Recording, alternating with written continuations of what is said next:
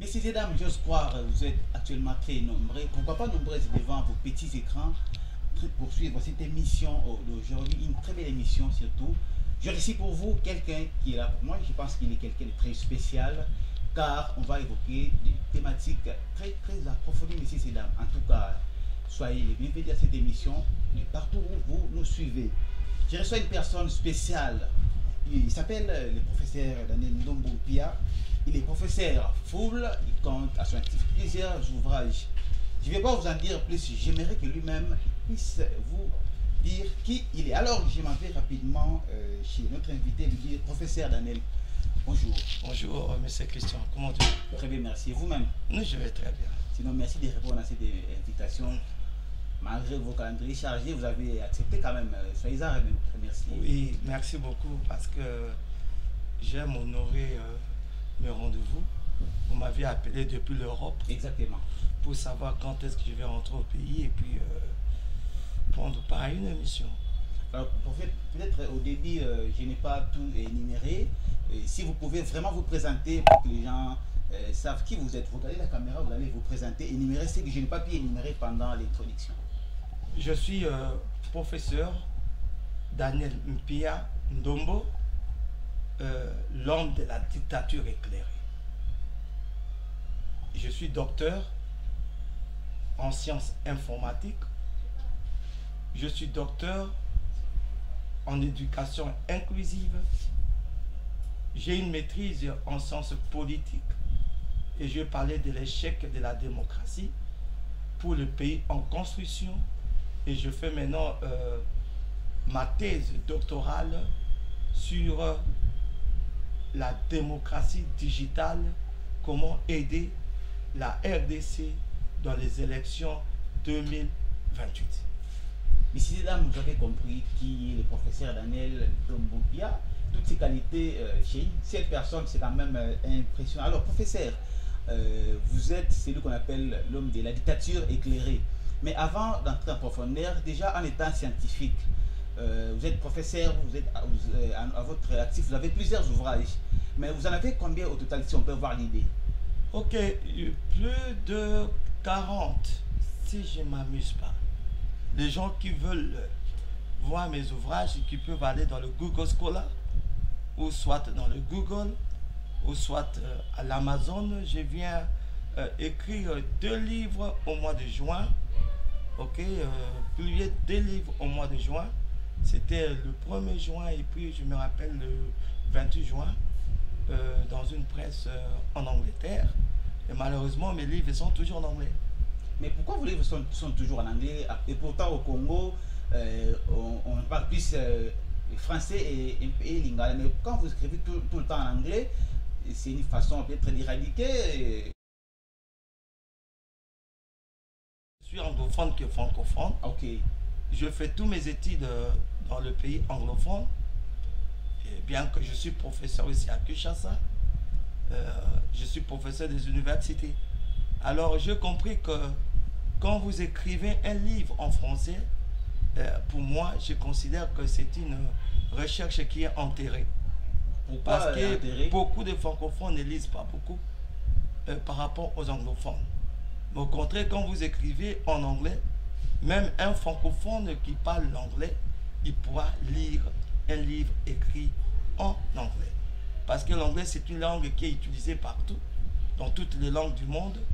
Et dans tous les pays du monde, il y a au moins un minimum de gens qui parlent anglais. Voilà pourquoi, étant un homme qui aime beaucoup la recherche, j'ai toujours écrit en français, en anglais. Mais au moins, il y a un livre aussi écrit en français que je parlais de la dyslexie pour des enfants ayant des troubles intellectuels, comment les aider dans les écoles primaires et secondaires. Parce que je suis spécialiste à l'éducation inclusive pour les enfants qui ont des troubles intellectuels. Mais professeur, la plupart de vos ouvrages parlent de quoi? Et qu'est-ce que les gens peuvent avoir là-bas comme solution? Si peut être bref, vos livres solutionnent quoi exactement? Premièrement, mes 2 livres que je considère que ça trop précieux, ce sont des livres qui parlent sur comment aider un enfant qui a un trouble intellectuel. Comment les aider? Bien sûr, je suis docteur en informatique pour les enfants qui ont des troubles intellectuels. Je construis beaucoup des logiciels qui aident les enfants à comprendre, à lire et à écrire. Et évidemment, j'ai aussi développé un modèle purement pédagogique, inclusif pour les types d'enfants qui ont des troubles intellectuels que nous appelons la dyslexie. Alors il y a des didactiques, de méthodes, comment aider ces enfants à pouvoir lire et écrire. Parce que beaucoup d'enfants qui ont des troubles intellectuels ne savent pas lire et écrire. Et quand les gens ont mes livres, et puis ils vont pouvoir savoir comment aider leurs enfants, comment lire et écrire, bien qu'au Congo, on les appelle Kizengi, Zoba, ainsi de suite. Mais moi, je crois que Dieu n'a jamais créé un Zoba, Dieu n'a jamais créé un Kizengi. Alors je crois... C'est les circonstances qui rendent certaines personnes... Oui, ils ne sont pas malades, ils ont au moins des troubles. Et en trouble, on peut avoir le temps d'améliorer ça. Donc, même si on n'a pas le temps pour guérir, mais on peut avoir le temps d'améliorer un trouble. Parmi toutes ces catégories de ces étudiants ou des élèves que je considère la dyslexie, la dyscalculie, autisme, dyspraxie, la communication dissoda, tout ça, le problème intellectuel, le problème cognitif. Si ils lisent mes livres, si les parents reçoivent mes livres, ils pourront quand même avoir la facilité d'aider leurs enfants à savoir lire et écrire. Oui, alors professeur, peut-être pour une dernière question, pour s'en procurer, quel est le processus? Bon, écrivez, allez dans l'Amazon, ou bien tu peux me voir moi-même. Très bien. Bon, vous connaissez mon numéro, il peut me voir, hein, ou bien cherchez seulement professeur Daniel Mpia, c'est là où vous allez trouver tous mes ouvrages. Et puis, si vous voulez avoir un ou deux, vous me téléphonez et puis je peux vous aider comment à les avoir. Très bien, messieurs et dames, il s'appelle le professeur Daniel Mpia. Vous avez certainement entendu ce qu'il est. Il est professeur d'université, professeur full, ainsi tout ce qu'il a énuméré. Professeur, c'est vrai, on ne peut plus rester scientifique, mais avant de rester, quand vous êtes venu, je crois que vous l'avez vu, pas mal de l'insalubrité à Kinshasa. Alors, sur le Kingopeto, initié par le gouverneur sortant Yatini Ngobele, qu'est-ce que vous en pensez?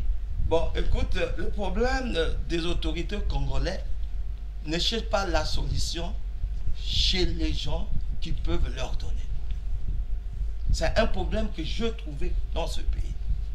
Et si tu connais trop, on te dit, à cet homme connaît trop, on ne veut pas, on n'ira pas vers lui. Or, nous sommes des scientifiques. On est là pour trouver la solution pour notre pays. Je parlais plusieurs fois dans mes émissions politiques et sur la dictature éclairée. J'ai dit ceci. Pour que le Congo, le Kinshasa qui était Kin-Label, qui est devenu aujourd'hui Kin-La Poubelle, puisse rentrer dans ces labels de Kin-Label, ils doivent faire une chose. Suivez-moi. Monsieur le gouverneur, je vous respecte. Je sais que vous avez un travail très important et parfois, je ne sais pas comment vous allez vraiment aider cette ville qui est devenue plus que la poubelle. Mais écoute-moi, si tu as besoin que cette ville soit Kin-Label, écoutez mes conseils, tu peux m'appeler même dans ton bureau, je pouvais vous aider. La toute première chose que je pouvais vous dire, vous devez créer un police de l'hygiène, que moi j'appelle police sanitaire. Et ce police aura comme travail d'arrêter tout le monde qui jette des papiers en cours de route ou qui jette des bouteilles après avoir pris un coca ou bien un Fanta ou de l'eau. Celui qui oserait jeter ça dans la poubelle, vous l'arrêtez et il paie l'amende. La deuxième chose, que cela soit aussi appliqué dans nos maisons. Dans le temps de Mobutu, quand moi j'étais jeune, je voyais le service de l'hygiène. Ils venaient 2 fois par semaine regarder l'état de nos toilettes. Tu peux utiliser la même chose avec ce service que j'appelle la police d'hygiène. Ils pourront même aller dans les différentes maisons, ok, regarder les toilettes. Les toilettes qui sont sales, on demande l'amende à la maison, aux propriétaires de la personne et tout le monde qui habite là-bas. Parce que vous demandez qu'il y a beaucoup de typhoïdes au pays, n'est-ce pas? Exactement. Alors, même nos toilettes sont trop sales. Je suis venu dans votre émission. Chaque fois que je viens au pays, je regarde le pays, ça me stresse, ça me rend malade. Et je me pose des questions. Est-ce que nos autorités, ils voient comment la ville est devenue trop sale? Mais j'ai une solution. Si monsieur le gouverneur pourra peut-être m'appeler pendant quelques jours que je suis ici en RDC, lui donner une bonne solution, et je crois dans son mandat, il va réussir et le peuple congolais, qui doit s'il vous plaît, vont l'acclamer. Sinon, Kinshasa restera toujours kin la poubelle. Alors, parlant de ça, quand je venais ce matin, j'étais à bord d'un taxi. J'ai vu une maman qui prenait un J après avoir fini. Elle prend la bouteille, jette au milieu de la route. Alors, bon, parlant de ça, il y a ceux qui disent que Kimbopé doit échouer parce qu'il n'y a pas eu de suivi. Qu'est-ce que vous en dites, vous? Est-ce que c'est un problème de suivi? Vous savez, je suis informaticien. Après avoir créé un logiciel, il faut qu'il ait la maintenance. Exact. Ok? Oui. Et je suis d'accord avec les gens qui disent qu'ils n'avaient pas eu le suivi. Aller dans le pays développé, ça me stresse quand je vois le même politicien qui quitte le pays pour aller dans une ville ou dans un pays à un autre, dans le pays développé. Ils voient comment leurs villes sont propres. Et je me pose des questions. Pourquoi ils ne peuvent pas prendre cette idéologie et l'amener dans notre pays? Mais ils peuvent La Bible dit ceci. La Bible dit ceci. Tout ce qui est bon, tout ce qui est aimable, tout ce qui mérite l'approbation, soit l'objet de tes pensées. Quand je vois quelque chose est bon dans toi, monsieur journaliste, je dois vous poser la question, comment tu es arrivé dans cette étape? Ils quittent nos pays pour aller dans d'autres pays, se soigner ou faire des vacances. Mais prenez au moins tout ce qui est bon dans ce pays et implémentez ça dans votre pays. J'ai la honte. Même quand j'ai un ami qui peut me dire que non, je voudrais que venez dans votre pays, regardez comment les gens parlaient de la RDC.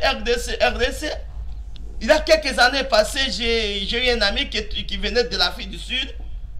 Il m'a dit, votre pays, votre ville n'est pas une ville, c'est une poubelle. Il n'a pas menti. Congo est une poubelle. Mais pour que cette vision soit changée, il faut qu'il ait la police de la santé. Je demande au gouvernement de pouvoir nous créer une police de la santé qui sera comme une police réellement. Et quand il voit quelqu'un jeter la poubelle, ok, le bouteille, le papier mouchoir, ainsi de suite, on l'arrête et il paie l'amende. Et je demande à chaque 20 mètres, voire même 15 mètres, qu'il ait une poubelle. Le Congo a toute chose que Dieu a créée sur cette terre. Nous sommes riches, mais nous sommes le pays le plus pauvre. Alors comment expliquer cela? Nous avons les sols et les sous-sols pleinement riches, mais parmi les peuples les plus pauvres au monde. C'est un problème. C'est un problème d'homme. C'est un problème d'homme, monsieur journaliste. Si je voulais vous dire que nous avons 3 types d'hommes selon la tradition grecque. Il y a 3 types d'hommes. Il y a 3 types de citoyens. Il y a ce que nous appelons le citoyen idiot, les citoyens membres d'un groupe, ou le citoyen éclairé. Un citoyen idiot n'est pas un citoyen imbécile. C'est un citoyen, il peut même avoir un diplôme de doctorat, mais c'est un citoyen idiot s'il vient et il détruit sa nation. Selon la tradition grecque, si vous détruisez ta nation, on t'appelle un citoyen idiot.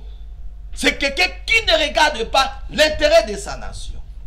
Deuxième type de citoyen, c'est un citoyen membre d'un groupe.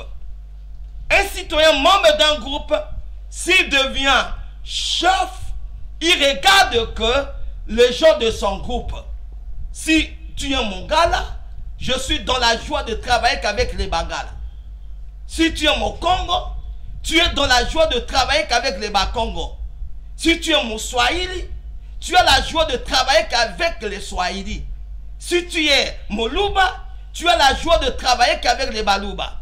Si tu es catholique, tu as la joie de travailler avec les catholiques. Si tu es protestant, tu as la joie de travailler avec les protestants. Pour toi, ce n'est pas tout le monde. Ce n'est que ton groupe. Tu es devenu chef pour élever ton groupe, pour aider ton groupe. Là, c'est un type de citoyen qui est le plus mauvais et le plus suspect, un citoyen à problème. Tandis que le troisième type de citoyen, c'est les citoyens que j'appelle les citoyens éclairés. Les citoyens éclairés, c'est un type de citoyen qui cherche la méritocratie. Il n'a pas besoin de travailler avec le genre de son tribu ou le genre de sa race s'il n'est pas intelligent. Pour lui, c'est la méritocratie.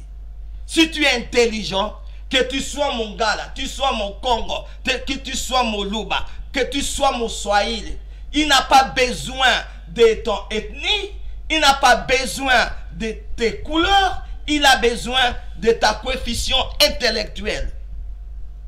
Le Congo a besoin des citoyens éclairés. Un citoyen éclairé ne peut jamais détruire le Congo. Un citoyen éclairé ne peut jamais boire un jus et jeter les bouteilles sur la route. Ne peut jamais le faire. Mais malheureusement, dans notre pays, les deux types de citoyens remplissent peut-être les 80% de la population congolaise. Et vous voulez que le pays puisse avancer? Non. Le pays avancera que si le Congo aura au moins même 50% des citoyens éclairés. Mais le pays a que des citoyens idiots, a que des citoyens membres d'un groupe. Le pays n'a pas beaucoup de citoyens éclairés. C'est là où nous avons un problème. Alors, professeur, parlant des citoyens éclairés, vous êtes, je ne sais pas si le fondateur, slogan, la dictature éclairée. Ouais. Et parlant de ça, que voulez-vous dire par dictature éclairée? Merci beaucoup, monsieur le journaliste. Je voudrais vous dire une chose. Et je veux que tout le monde qui m'écoute puisse m'écouter très bien. On ne peut jamais construire un pays par la démocratie. Comment ça? La démocratie n'a jamais construit un pays. Il n'y a aucun pays du monde qui a été construit par la démocratie. Vous êtes chercheurs. Faites des recherches. Nous pouvons appliquer la démocratie après avoir construit notre pays. À l'étape de la construction, on ne peut jamais parler de la démocratie. Parce que la démocratie ne construit jamais. Mais nous avons besoin d'une dictature éclairée. Qu'est-ce qu'une dictature éclairée? Exactement. La dictature éclairée n'est pas la dictature absolue. Là, je parle comme un politicologue. Ce que je vous parle maintenant, c'est le titre de ma thèse. La dictature éclairée. La dictature éclairée. J'ai parlé de l'échec de la démocratie 2 point, la dictature éclairée, le régime hybride pour la construction d'un pays pauvre.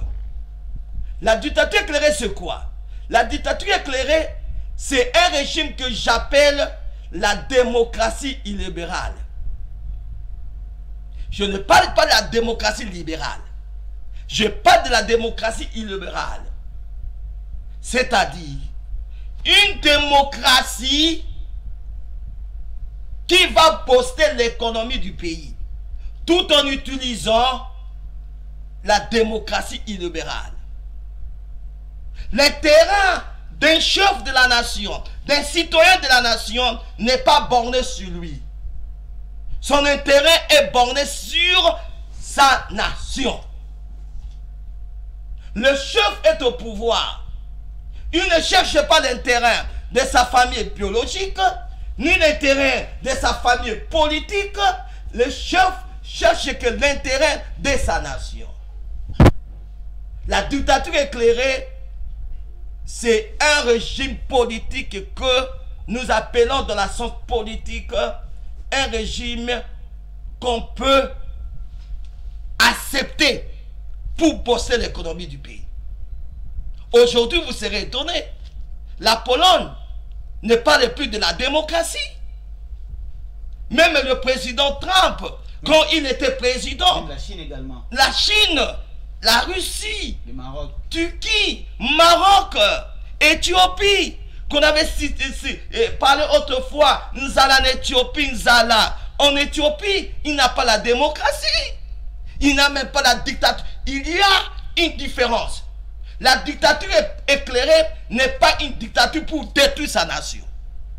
Ce n'est pas une dictature pour chicoter ta nation.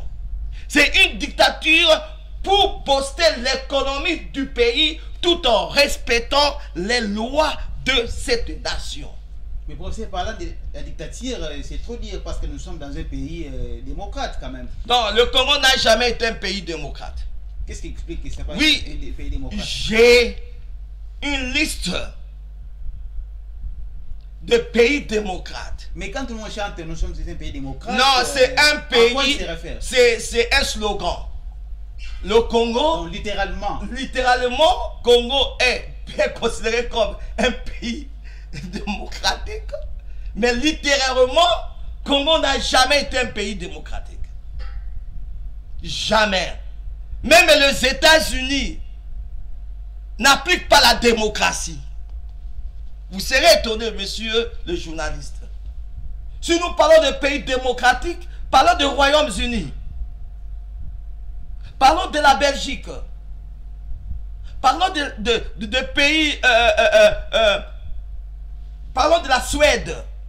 Ok? Parlons de quelques pays. C'est là où il y a la démocratie pure. Aux États-Unis, il n'y a pas la démocratie pure. Les États-Unis sont considérés comme un pays qui pratique la démocratie partielle. Mais si les États-Unis, qui est considéré comme le plus grand pays, un pays qui a tout, un pays de la grande puissance, mais les États-Unis n'est pas un pays démocratique comme le Royaume-Uni. Pour moi, la démocratie que les gens parlent pour l'Afrique n'est pas la démocratie occidentale. Chaque pays a sa façon d'utiliser une démocratie. Mais professeur, comment expliquez-vous que les pays non démocrates, comme vous venez de citer, la Chine, le Maroc, ce sont ces pays que nous voyons qui progressent, mais non soi-disant un pays démocrate? La démocratie, c'est l'impérialisme. La démocratie occidentale, ce n'est qu'une autre forme de la colonisation que les Blancs nous ont obligés. La démocratie ne construit jamais un pays. L'Italie n'a pas été construite par la démocratie. La France n'a pas été construite par la démocratie. Les États-Unis d'Amérique n'ont jamais été construits par la démocratie. Il n'y a aucun pays du monde qui a été construit par la démocratie. Même la démocratie athénienne. L'Athènes n'a pas été construite par la démocratie. On ne construit jamais un pays par la démocratie. On construit un pays par une dictature éclairée. Une dictature éclairée a besoin d'un leader éclairé. A besoin d'un citoyen éclairé. Un citoyen qui cherche que l'intérêt de sa nation. Un citoyen qui ne dort pas, pour lui, c'est mon peuple. Si mon peuple ne mange pas, moi, je ne mange pas. Si mon peuple n'est pas à l'aise, moi, je ne suis pas à l'aise. C'est ça. Mais aujourd'hui, nous voyons, surtout dans notre pays, c'est vrai, on ne va pas beaucoup plus en aller en politique, mais au lieu que les pays progressent, ce sont les individus qui progressent. Alors, je ne sais pas, dans la dictature éclairée, est-ce qu'il y a une association qui va lutter contre cette pratique ou comment? Du fait que les gens progressent au lieu que les pays progressent. Monsieur le journaliste, il y a des détournements de gauche à droite. Monsieur le journaliste, je vais vous dire quelque chose.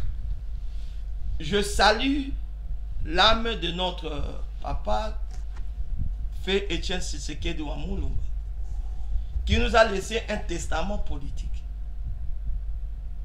Dans ce testament, il a dit le peuple d'abord.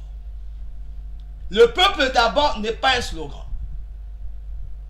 Le peuple d'abord, c'est un testament politique qu'un homme a cherché pendant toute sa vie sur cette terre. Il voulait voir la réalisation de ce slogan politique que nous appelons le peuple d'abord. Mais cela n'est pas aujourd'hui. Chez nous en RDC, ce n'est plus le peuple d'abord, c'est les poches d'abord. En RDC, nous insultons le testament politique de ce grand homme qui a lutté toute sa vie pour que le peuple soit d'abord, que le peuple soit l'intérêt de toutes choses. Et dans la dictature éclairée, la population, le peuple est à l'intérêt de toutes choses. C'est ça ce que moi je crois. Dans la dictature éclairée, on doit poster l'économie de notre pays. Dans la dictature éclairée, il n'en aura pas. Il ne peut jamais avoir le tribalisme, le népotisme, racisme, division, régionalisme. Il n'en a pas. Dans la dictature éclairée, le chef est au pouvoir pour l'intérêt de sa nation. Il jure pour le développement de sa nation. Il jure pour l'intérêt de sa population. Mais aujourd'hui, c'est le contraire. Je vous parle comme un politicologue. Quand j'ai parlé dans ma thèse, de ma maîtrise, que l'échec de la démocratie, je viens de terminer à l'université de Portsmouth en Angleterre en 2022, j'ai terminé ma thèse. Le bloc qui était mon directeur, il a dit, professeur Mpia, tu as raison. On ne peut jamais construire un pays par la démocratie. L'Afrique du Sud n'a pas été construite par la démocratie, s'il vous plaît. Aujourd'hui, nous pouvons parler de la démocratie en Afrique du Sud parce qu'ils sont dans l'étape du développement. L'Afrique du Sud maintenant est développée. La démocratie pourra être utilisée ou parlée, ce n'est qu'au stage du développement. Aussi longtemps que nous n'avons pas atteint ce stage du développement, ce niveau du développement, ne parlons pas de la démocratie. Parce que la démocratie en Afrique, c'est libertinage. Alors, professeur, quel serait l'impact de la dictature éclairée si elle est mise en place dans des pays comme le nôtre? Quel serait son impact? Vous savez, je vais vous dire quelque chose que vous serez étonné. De la dictature éclairée,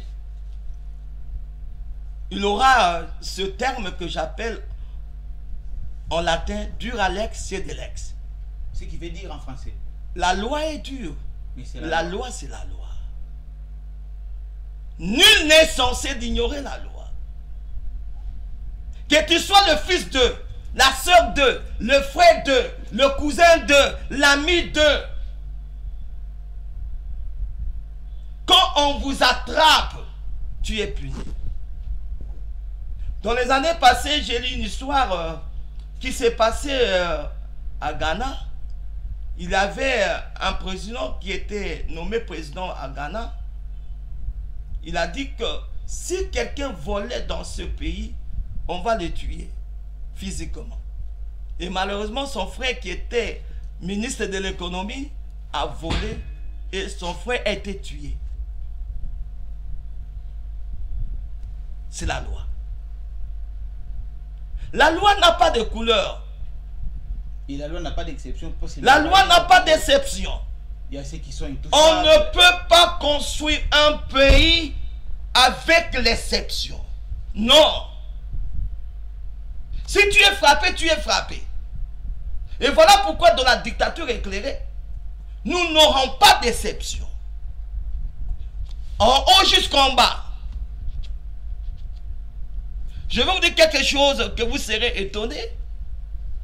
En Angleterre, un ministre avait tabassé son enfant qui était rentré à la maison à 2 h du matin. Sérieusement. Sérieusement. Et l'enfant a appelé la police. Mais le ministre a été mis au cachot. Mais c'est quelque chose qui est incroyable ici au Congo. Le ministre britannique a été mis au cachot après avoir tabassé son enfant qui était venu. Il est rentré à la maison à 2 h du matin. La loi ne respecte pas les titres. La loi ne respecte pas les fonctions. Et dans la dictature éclairée, nous allons le faire. Pour bien construire notre pays. Qu'est-ce que nous allons laisser à nos enfants demain? Qu'est-ce que nous allons léguer à nos enfants demain? Cette poubelle que je vois chaque jour? Non, mon frère. Soyons des réalistes. Il y a 3 types d'esprits. Moi, j'aime le chiffre 3. Très bien. 3 types d'esprits. Il y a un esprit grand. C'est un esprit qui raisonne que sur les idées. L'esprit moyen, lui, raisonne sur les événements. Tandis que l'esprit faible, c'est un esprit qui raisonne sur les gens. Mais dans notre pays, nous avons beaucoup d'esprits faibles.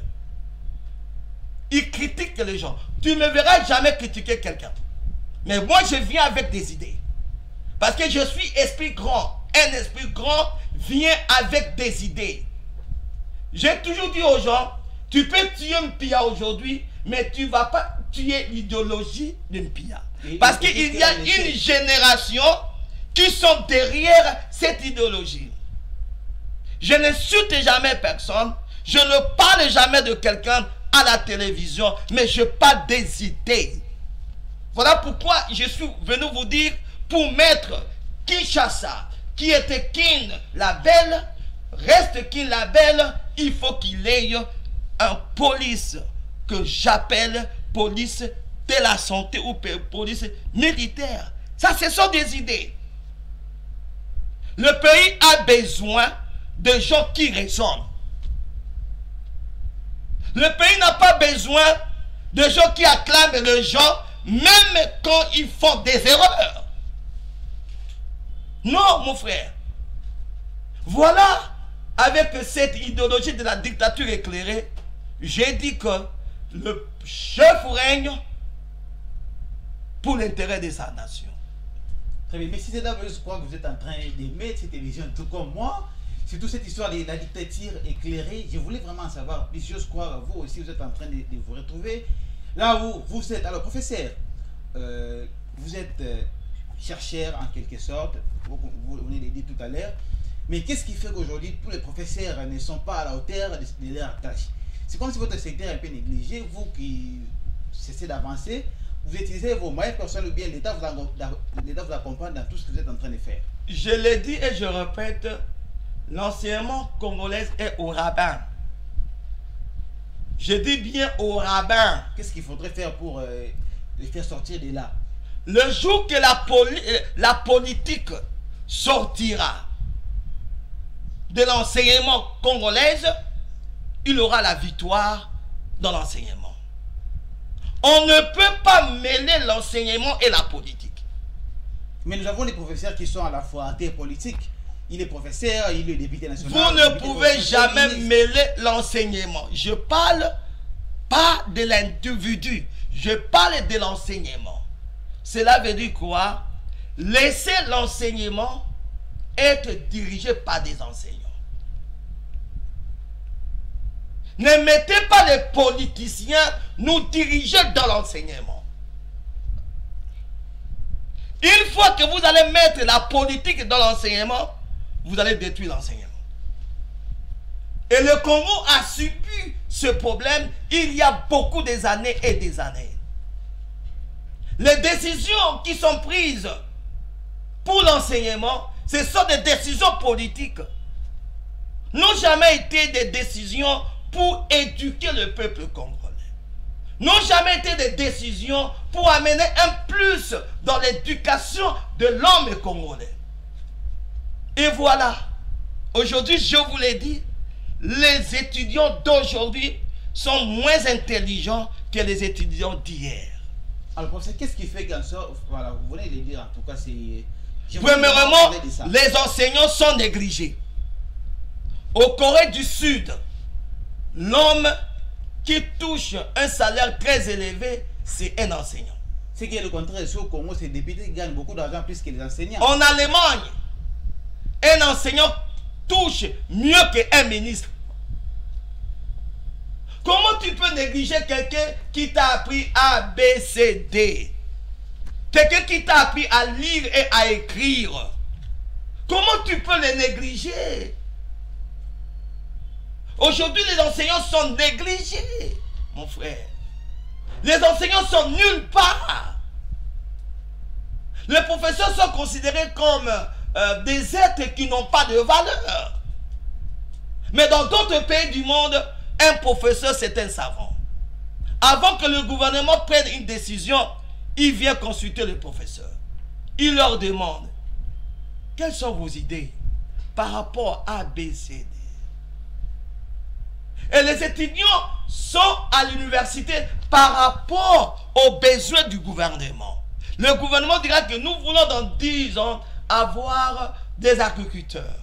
Est-ce que vous pouvez créer une faculté d'agriculture dans votre université? Parce que dans 10 ans, nous aurons vraiment inondé beaucoup d'argent dans l'agriculture. Et nous avons besoin de spécialistes. Mais ça ne se trouve pas dans notre pays. C'est dommage, c'est malheureux, ça fait mal au cœur. Hier, j'avais dit à quelqu'un, je ne sais pas pourquoi, j'ai continué à étudier et maintenant, bientôt, j'aurai 3 thèses. Pour moi, ça sera comme de l'apostolat. Mais j'ai dit souvent, je vais léguer quelque chose aux enfants qui viendront après moi. L'intellectuel. Très bien. Alors, professeur, on fait signe qu'on est en train de citer, on avance vers la fin de cette émission. Vous venez de le dire, dans d'autres pays, pour trouver des solutions, on vient consulter les professeurs. Tout à fait. Est-ce que c'est le cas ici au Congo, quand il y a des soucis à gauche, à droite? Ici, quand ils ont des problèmes, ils consultent les politiciens. Pas les professeurs. Non, les professeurs sont des inutiles. Mais peut-être ils estiment que les professeurs ne sont pas à l'auteur de solutionner les problèmes. Mon frère, c'est lui qui t'a appris à écrire 1 plus 1 égale à 2. Tu dis qu'il n'est pas intelligent, il n'est pas utile. C'est lui qui t'a appris à lire et à écrire. Tu lui dis qu'il n'est pas intelligent. C'est lui qui t'a donné le diplôme de licence que tu as. Le diplôme de graduat que tu as. Tu lui dis qu'il n'est pas intelligent. Non, je ne peux pas accepter cette bêtise. Non, nous sommes négligés. Mais nous ne serons jamais négligés. Dans la dictature éclairée, les professeurs auront leur place. Les médecins auront leur place. Les infirmiers auront leur place. Les ingénieurs auront leur place. Chacun aura sa place. Messieurs et dames, chacun aura sa place dans la dictature éclairée. C'était donc un plaisir pour moi de recevoir le professeur Daniel Piandombo. En tout cas, j'avoue que j'ai beaucoup appris au cours de cette émission. Professeur, vous regardez la caméra, vous allez peut-être, pour ceux qui viennent de se joindre à nous, vous allez résumer en 3 ou 4 mots la dictature éclairée pour que ces gens-là comprennent l'importance de cette dictature éclairée. Tout pays qui veut être développé doit d'abord commencer par la dictature éclairée. Parce que il n'y a aucun pays du monde qui a été développé ou construit par la démocratie. La démocratie n'est que de l'impérialisme.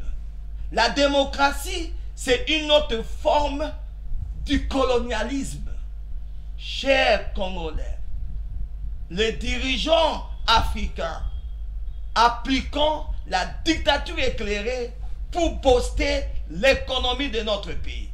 La démocratie a échoué et la démocratie continuera à échouer jusqu'à ce que Jésus-Christ reviendra pour la construction d'un pays bantou.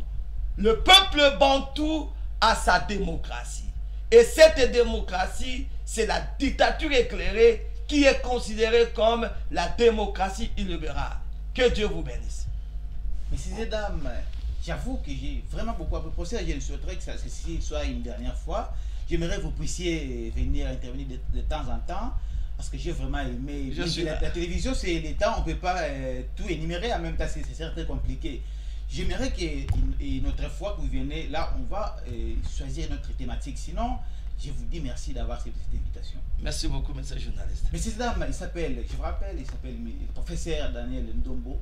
C'est peut-être pour ceux qui voudront avoir accès à vos ouvrages, ceux qui viennent de se joindre à nous. Bon, vous pouvez rappeler. Il peut aller dans le Gmail. Vous écrivez Ndombo Daniel, gmail.com. Ndombo Daniel @gmail.com.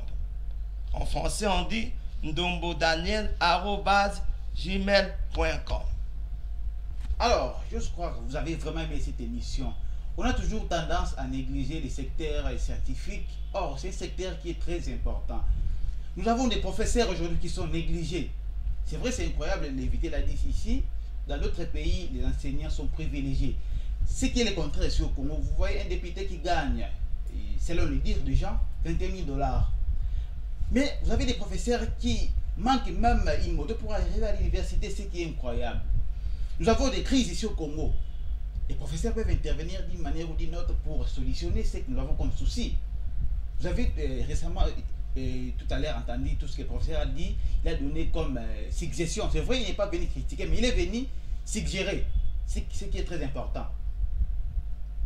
Il faudrait, dans toute crise, penser aux professeurs scientifiques. Il faudrait penser, parce que ce sont des gens qui bossent chaque jour pour amener un plus dans ce pays, notamment avec la dictature éclairée, avec le professeur Daniel. Bien. Alors, messieurs et dames, ça n'est presque fini pour aujourd'hui. J'ai été très heureux de vous servir. Rendez-vous pour une autre émission. Portez-vous bien. Au revoir.